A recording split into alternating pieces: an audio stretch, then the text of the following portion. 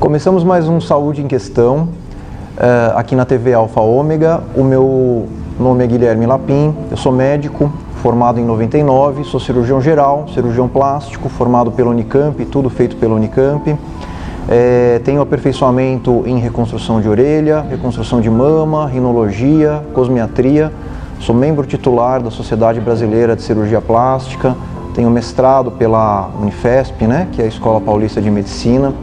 E gostaria de agradecer ao convite de estar falando aqui, principalmente para o senhor Edival Casoni, aqui na TV Alfa Ômega. Então, muito bem, hoje o tema que eu gostaria de apresentar é a orelha de abano, conhecida entre nós como orelha proeminente, é o nome mais técnico, mais apropriado, E a orelha de abano não é nada mais do que uma projeção anterior da orelha, Então é quando a orelha se projeta exageradamente para frente e isso afeta muito a autoestima das pessoas, Sobretudo crianças, adolescentes, que têm um trauma marcado por esse momento por causa da situação da orelha mais projetada, Então, essa é uma situação que tem uma incidência relativamente alta na população, chegando até a 6% de crianças até 1 ano, e gera muitos problemas, como apelidos na infância,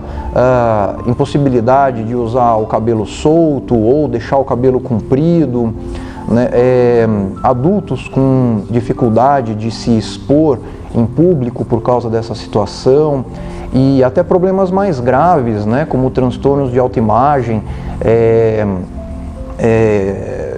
especificamente o transtorno dismórfico corporal, que é uma situação onde a pessoa se sente impedida de realizar atividades rotineiras por causa de algum problema físico, e a orelha de abano talvez seja um dos mais comuns dentre esses problemas. Bom, entrando mais especificamente no tema, só para falar uma anatomia, para a gente falar a mesma linguagem, eu queria dar nome a alguns locais da orelha. Então a orelha ela é feita de cartilagem recoberta de pele, e a gente tem como nomes das posições anatômicas como a parte mais externa da orelha nós chamamos de hélice. A primeira dobra após a hélice, um pouco mais anterior, nós chamamos de antihélice. A antihélice, ela é uma dobra que se divide em dois, como se fosse um Y. E nós damos o nome de cruz superior, a perninha superior desse Y, e cruz inferior, a perna inferior desse Y. Mais abaixo, no formato de uma colher, nós temos a concha, e mais abaixo, no extremo inferior, nós temos o lóbulo da orelha, que é essa parte mais molinha. Então, a orelha de abano, ela tem duas causas. Ou é uma hipertrofia da região da concha, ou seja, a concha ela cresce exageradamente de modo a projetar essa orelha mais anteriormente. Ou há um apagamento da antihélice e da cruz superior, projetando a parte superior da orelha para frente também. Muitas vezes um problema é ou só a concha, ou só a antihélice, ou as duas coisas, O tratamento para essa situação é cirúrgico, é uma cirurgia chamada otoplastia. Então, o que é a otoplastia? A otoplastia é uma cirurgia para mudar a forma da orelha. O intuito dela é especificamente esse, e não se pode confundir a otoplastia com outras cirurgias de orelha. Então, por exemplo, orelhas grandes não é exatamente a otoplastia. A otoplastia muda apenas a forma e não o tamanho.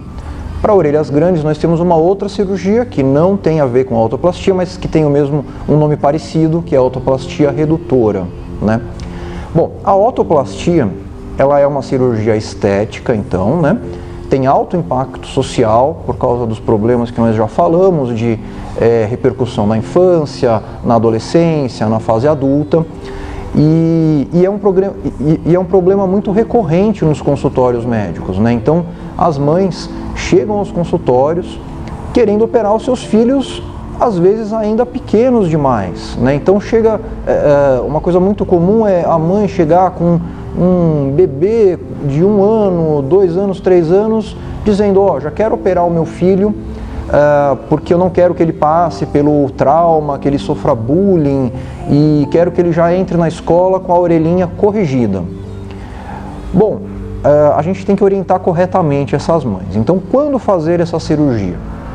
Tecnicamente, é possível fazer essa cirurgia a partir dos 5 anos de idade. Porque é uma fase em que a orelha já se desenvolveu suficientemente e que a criança já tem condições de passar por esse procedimento. Só que a gente tem algumas ressalvas nessa idade, né? Tem que ser um procedimento que nessa idade é feito com anestesia geral, né? E nós temos que conversar muito bem com a criança para que isso não se torne um trauma para a vida dela. O que é o ideal? O ideal é que a criança queira fazer o procedimento.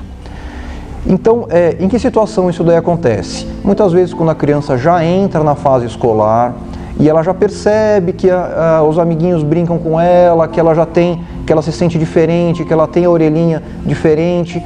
E muitas vezes a mãe percebe isso, a própria criança já fala para a mãe dizendo: olha, mãe, eu tenho a orelhinha meio para frente, eu tenho um certo apelido, né? Então a mãe diz: filhinho, você quer fazer essa cirurgia? É possível, é uma cirurgia, e aí a gente vai no médico e explica toda a situação.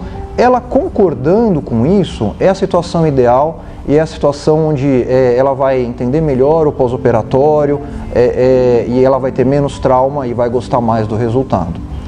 Para adultos, né, na verdade acima dos 10 anos de idade, onde as crianças já são mais colaborativas, e adultos, já é possível fazer com anestesia local, com ou sem sedação, né? Aí a sedação seria uma questão de conforto, né? Mas é possível fazer com anestesia local. A anestesia local consegue anestesiar muito bem toda a orelha e aí basta um pouquinho de colaboração para fazer esse procedimento de forma muito segura e tranquila.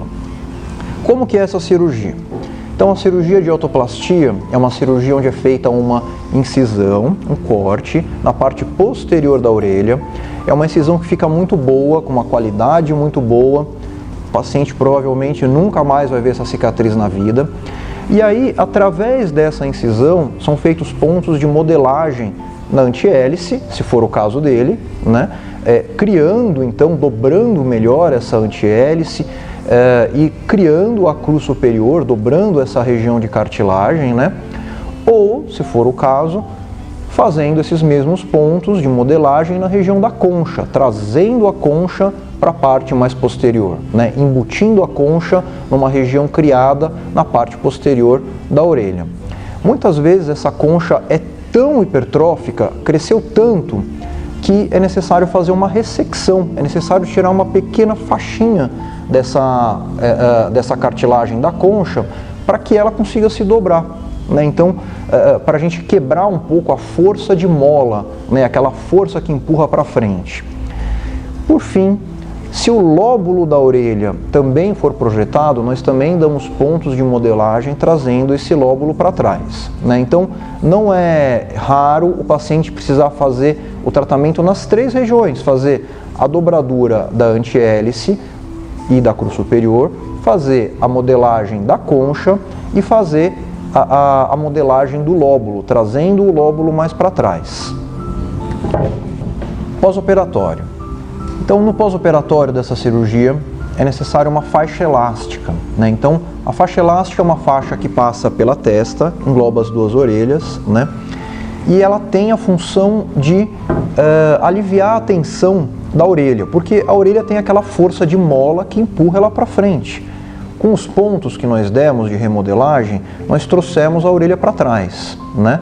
A faixa serve justamente para aliviar essa pressão que os pontos têm de segurar a orelha para trás. Então a faixa ajuda os pontos nesse período de cicatrização para que a força da cicatriz acabe substituindo a função dos pontos ao longo do tempo. Então a faixa ela não deve apertar, ela deve ser confortável e justa, né? A faixa ela tem um uso contínuo, ou seja, 24 horas por dia, tirando apenas na hora do banho, por mais ou menos 20 a 30 dias. Depois disso, nós passamos a faixa somente para a noite, por mais ou menos uns 30 dias.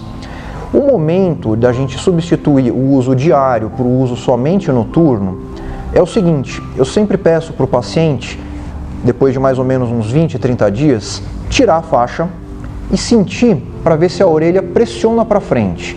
Se ela estiver forçando para frente, e isso o paciente consegue sentir muito bem, é sinal de que a força de mola ainda está muito importante e a faixa ainda é bem-vinda. Então o paciente volta a usar a faixa.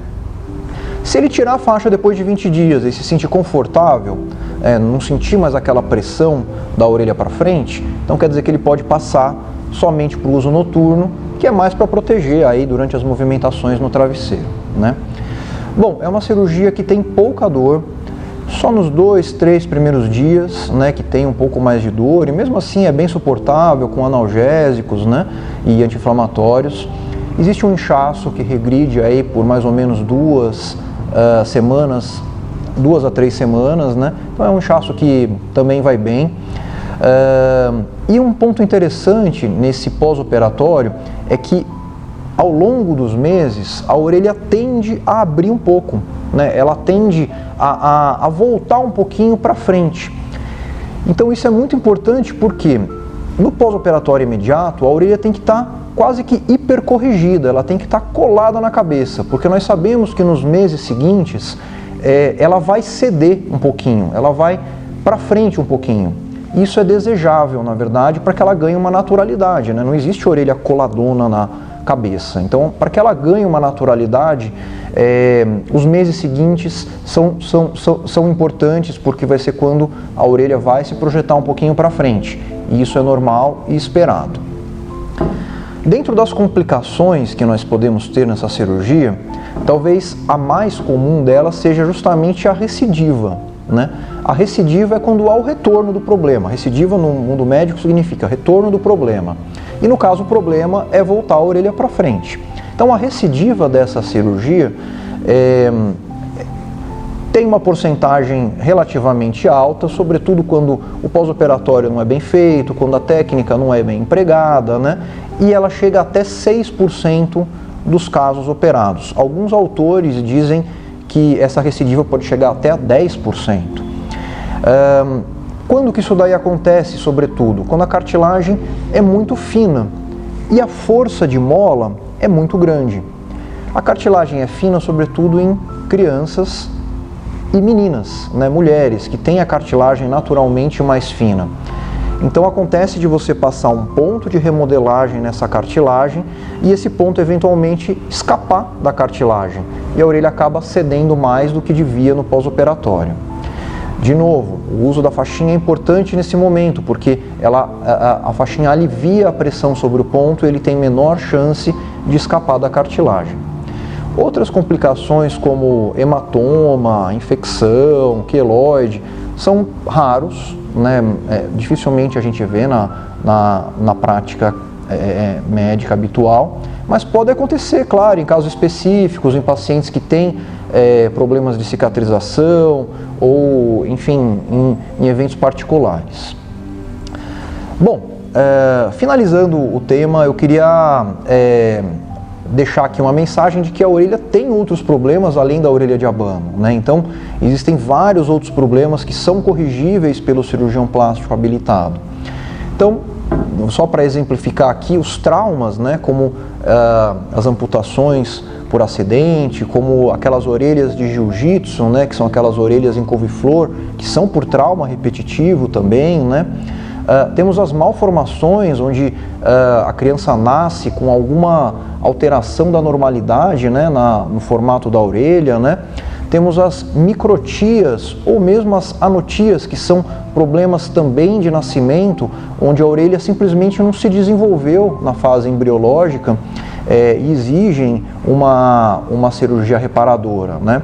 Então, essas cirurgias, elas são completamente diferentes da otoplastia e elas são chamadas de reconstrução de orelha, parcial ou total, né? Então são cirurgias completamente diferentes, de alta complexidade, em geral tem vários tempos cirúrgicos, onde nós temos que reconstruir algo que não existe, né? Então, completamente diferente da otoplastia, onde nós mudamos a forma de algo que já existe. Então, isso é possível fazer. Muitas pessoas não sabem que existem essas cirurgias, né? E procurando um médico habilitado, isso é possível fazer uma reabilitação desses pacientes. Terminando, eu gostaria de deixar uma mensagem de que parece talvez uma coisa óbvia, mas cirurgia plástica tem que ser feito com cirurgião plástico para que se evitem problemas, né? Cirurgião plástico habilitado na área específica que a pessoa deseja a resolução. Bom, para maiores dúvidas sobre o tema, eu gostaria de deixar o meu site, que é www.clinicamedicalapim.com.br. E, claro, se tiverem dúvidas mais específicas, pode enviar para o meu e-mail lapingui@uol.com.br. Agradeço a audiência e espero vê-los na semana que vem. Até logo, muito obrigado.